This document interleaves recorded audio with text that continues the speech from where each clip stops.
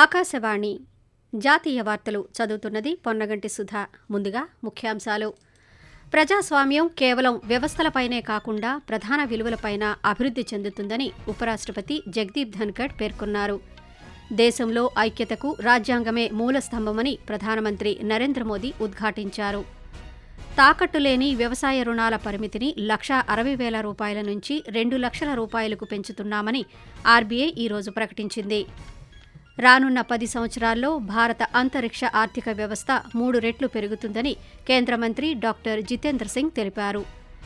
రానున్న 2-3 రోజుల్లో వాయువ్య మధ్య భారతదేశంలో తీవ్రమైన చలిగాలుల పరిస్థితులు కొనసాగుతాయని భారత వాతావరణ శాఖ ఐఎండీ తెలిపింది.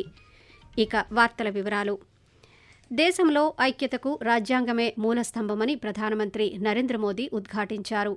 ఈరోజు లోక్సభలో భారత రాజ్యాంగం 75 సంవత్సరాల ఉజ్వల ప్రయాణంపై జరిగిన ప్రత్యేక చర్చలో ప్రధానమంత్రి పలు అంశాలను ప్రస్తావించారు.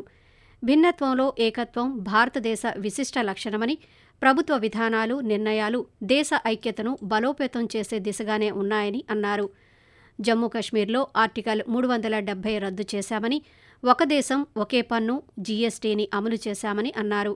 రాబోయే సంవత్సరాల్లో 3వ అతిపెద్ద ఆర్థిక వ్యవస్థగా భారత్ అవతరించనుందని ప్రధానమంత్రి తెలియజేస్తూ 75 वर्ष की उपलब्धि साधारण नहीं है, असाधारण है। और जब देश आजाद हुआ और उस समय भारत के लिए जो संभावनाएं व्यक्त की गई थी, उन सभी संभावनाओं को निरस्त करते हुए, परास्त करते हुए भारत का संविधान हमें यहाँ तक ले आया। भारत का लोकतंत्र, भारत का गणतांत्रिक अतीत बहुत ही समृद्ध रहा है, विश्व के लिए प्रेरक रहा है। और तभी तो भारत आज मदर ऑफ डेमोक्रेसी के रूप में जाना जाता। हम सिर्फ विशाल लोकतंत्र है इतना नहीं, हम लोकतंत्र की जननी है। జాతీయ రాజధాని ప్రతి సంవత్సరం ఎదుర్కొంటున్న ప్రమాదకర పర్యావరణ పరిస్థితులకు పరిష్కారాన్ని కనుగొనాలని ఉపరాష్ట్రపతి జగదీప్ ధన్కడ్ పిలుపునిచ్చారు. న్యూఢిల్లీలో ఈరోజు నేషనల్ ఎనర్జీ కన్వర్జేషన్ అవార్డ్స్ 2024 ప్రదానోత్సవం కార్యక్రమంలో ఆయన పాల్గొని ప్రసంగించారు. గడ్డిపొట్టు దహనానికి వ్యవస్థాగత పరిష్కారాన్ని కనుగొనాలని, ఆ బాధ్యతను వ్యక్తులకు వదిలేయకూడదన్నారు. వనరులు, శక్తిని సరైన పద్ధతిలో వినియోగించే బాధ్యత పౌరులకు ఉండాలని అభిప్రాయపడ్డారు. రాజ్యాంగ స్ఫూర్తికి అనుగుణంగా సబ్కా సాథ్, సబ్కా వికాస్, సబ్కా విశ్వాస్, సబ్కా ప్రయాస్ మంత్రంతో ప్రధానమంత్రి నరేంద్ర మోదీ పనిచేస్తున్నారని పార్లమెంటరీ వ్యవహారాల మంత్రి కిరణ్ రిజిజు అన్నారు. భారత రాజ్యాంగం 75 ఏళ్ల ఉజ్వల ప్రయాణంపై ఈరోజు లోక్సభలో ప్రత్యేక చర్చ జరిగింది. ఈ సందర్భంగా మంత్రి కిరణ్ రిజిజు మాట్లాడుతూ రాజ్యాంగాన్ని రూపొందించడంలో డాక్టర్ భీమ్రావ్ అంబేద్కర్ చేసిన కృషిని కొనియాడారు. దేశంలో మైనార్టీలపై ఎలాంటి వివక్ష లేదని, భారత్లో వారికి చట్టపరమైన రక్షణ లభిస్తోందని ఆయన ఉద్ఘాటించారు. దేశంలోని 6 మైనార్టీ వర్గాల సంక్షేమానికి అనేక పథకాలు అమలు చేశామని పేర్కొంటూ हमारा देश का संविधान दुनिया का सबसे बड़ा संविधान ही नहीं, दुनिया का सबसे खूबसूरत संविधान भी है। मैंने बीते सालों में दुनिया का कई संविधानों का भी मैंने परखने का कोशिश किया है। जो माइनॉरिटी कमीशन यहाँ बनाया गया है उसका नाम है national commission of minorities act. मैंने चेक किया है, किसी दूसरे राष्ट्र में ऐसा कमीशन अलग से नहीं बनाया गया है। हमारे देश में जितना माइनॉरिटी कम्युनिटीज है, चाहे वो मुस्लिम हो, सिख हो, ईसाई हो, बौद्ध हो, पारसी हो, जैन हो, सबके लिए लीगल प्रोटेक्शन ही नहीं, उसके लिए एफर्मेटिव एक्शंस का जो प्रावधान है वो भी दूसरे देशों का तुलना में कई अधिक प्रावधान हमारे देश में रखा गया है. రానున్న 10 సంవత్సరాల్లో భారత అంతరిక్ష ఆర్థిక వ్యవస్థ 3 రెట్లు పెరుగుతుందని కేంద్ర సైన్స్ అండ్ టెక్నాలజీ శాఖ సహాయ మంత్రి డాక్టర్ జితేంద్ర సింగ్ పేర్కొన్నారు. న్యూఢిల్లీలో ఈరోజు జరిగిన ఇండియా ఎకనామిక్ కాన్క్లేవ్లో జితేంద్ర సింగ్ మాట్లాడుతూ భారతదేశం తన అంతరిక్ష రంగాన్ని ప్రపంచ ప్రమాణాలకు అనుగుణంగా పెంచే మార్గంలో ఉందని అన్నారు. ప్రస్తుతం ప్రపంచ అంతరిక్ష ఆర్థిక వ్యవస్థలో భారతదేశ అంతరిక్ష రంగం 8-9% వాటాను కలిగి ఉందని తెలిపారు. 2035 నాటికి భారత్కు సొంత అంతరిక్ష కేంద్రం ఉంటుందని కేంద్ర మంత్రి తెలిపారు. తాకట్టులేని వ్యవసాయ రుణాల పరిమితిని 1,60,000 రూపాయల నుంచి 2 లక్షల రూపాయలకు పెంచుతున్నామని రిజర్వ్ బ్యాంక్ ఆఫ్ ఇండియా ఈరోజు ప్రకటించింది. వచ్చే సంవత్సరం జనవరి 1 నుంచి ఇది అమల్లోకి రానుంది. ఈ మేరకు వ్యవసాయ, రైతు సంక్షేమ మంత్రిత్వ శాఖ ఒక ప్రకటన విడుదల చేసింది. రైతులకు మెరుగైన ఆర్థిక సహకారాన్ని అందించటం, వారి కార్యాచరణ, అభివృద్ధి అవసరాలను తీర్చేందుకు తగినంత వనరులు సమకూర్చటం ఈ నిర్ణయం లక్ష్యమని ఆ ప్రకటనలో పేర్కొంది. ఆకాశవాణి జాతీయ వార్తలు వింటున్నారు.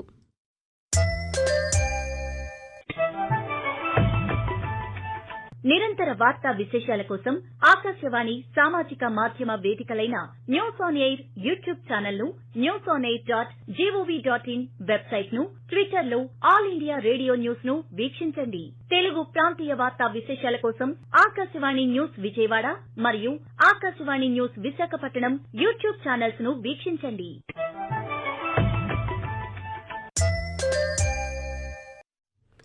ప్రజాస్వామ్యం కేవలం వ్యవస్థలపైనే కాకుండా ప్రధాన విలువలపైన అభివృద్ధి చెందుతుందని ఉపరాష్ట్రపతి జగదీప్ ధన్కర్ అభిప్రాయపడ్డారు. న్యూఢిల్లీలో ఈరోజు జరిగిన Indian posts and telecommunications accounts and finance service 50వ వ్యవస్థాపక దినోత్సవ కార్యక్రమంలో ఉపరాష్ట్రపతి పాల్గొని మాట్లాడారు. ఆధునిక ప్రజాసేవకులు సాంకేతిక పరిజ్ఞానాన్ని కలిగి ఉండాలని సూచించారు. మార్పును సులభతరం చేసేవారు సాంప్రదాయ పరిపాలనా సరిహద్దులను అధిగమించాలని ఆయన పేర్కొంటూ, Democracy thrives not just on systems, but on core values.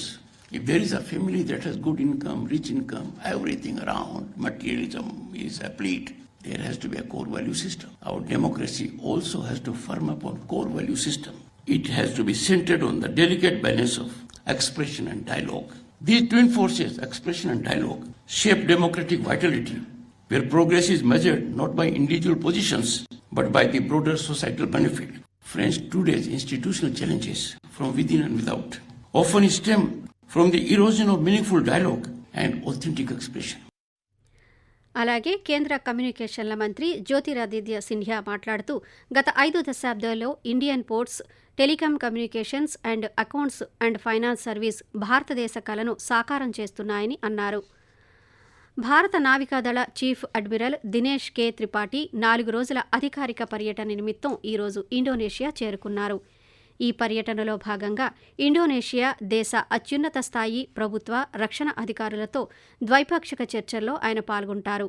Bharat, Indonesia మధ్య ద్వైపాక్షిక రక్షణ సంబంధాలను మరింత పటిష్టం చేసుకునేందుకు జరుగుతున్న ప్రయత్నాల్లో భాగంగా ఈ పర్యటన సాగుతుందని రక్షణ మంత్రిత్వ శాఖ తెలిపింది.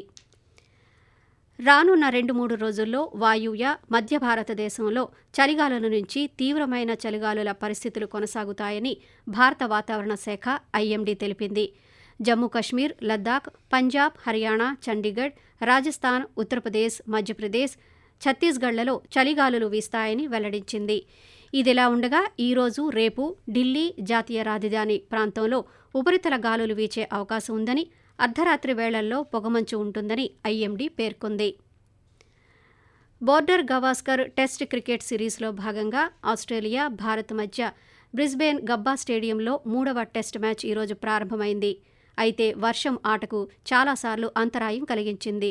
దీంతో తొలి రోజు కేవలం 13.2 ఓవర్ల ఆట మాత్రమే సాధ్యమైంది. ఆట ముగిసే సమయానికి ఆస్ట్రేలియా తొలి ఇన్నింగ్స్లో వికెట్ నష్టపోకుండా 28 పరుగులు చేసింది. ఉస్మాన్ ఖవాజా 19 పరుగులతో, మెక్స్వీని 4 పరుగులతో నాటౌట్గా నిలిచారు. మ్యాచ్ రేపు అరగంట ముందుగా ప్రారంభమవుతుంది. ఆకాశవాణి జాతీయ వార్తలు ముగించే ముందు ముఖ్యాంశాలు మరోసారి. ప్రజాస్వామ్యం కేవలం వ్యవస్థలపైనే కాకుండా ప్రధాన విలువలపైన అభివృద్ధి చెందుతుందని ఉపరాష్ట్రపతి జగదీప్ ధన్కర్ పేర్కొన్నారు. దేశంలో ఐక్యతకు రాజ్యాంగమే మూల స్తంభమని ప్రధానమంత్రి నరేంద్ర మోదీ ఉద్ఘాటించారు. తాకట్టు లేని వ్యవసాయ రుణాల పరిమితిని 1,60,000 రూపాయల నుంచి 2 లక్షల రూపాయలకు పెంచుతున్నామని ఆర్బీఐ ఈరోజు ప్రకటించింది.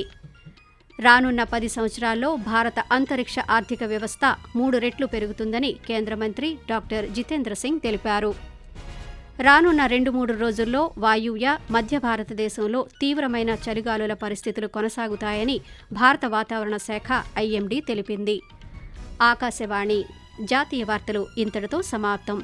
రేపు ఉదయం 6:45 ప్రాంతీయ వార్తలు వింటారు.